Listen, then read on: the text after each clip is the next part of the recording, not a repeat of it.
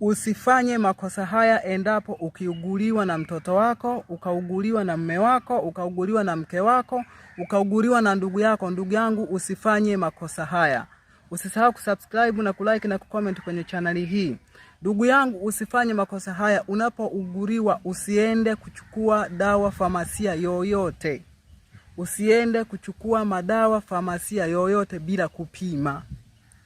Unapopata maradhi nenda ukapime kwanza ndipo uende famasia. Ukienda kuchukua dawa famasia bila kupima, unapoteza muda bure, unapoteza pesa bure, na unaweza ukapoteza maisha bure. Kwa sababu ukienda famasia utaenda kumwelezea jinsi unavyoumwa na utapewa dawa tofauti.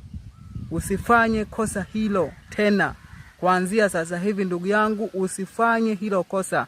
Hakikisha unafika hospitali, unapimwa vipimo vyote, ndipo unaenda kuchukua dawa famasia. Asanteni sana, msisahau kusubscribe na kulike. Asanteni.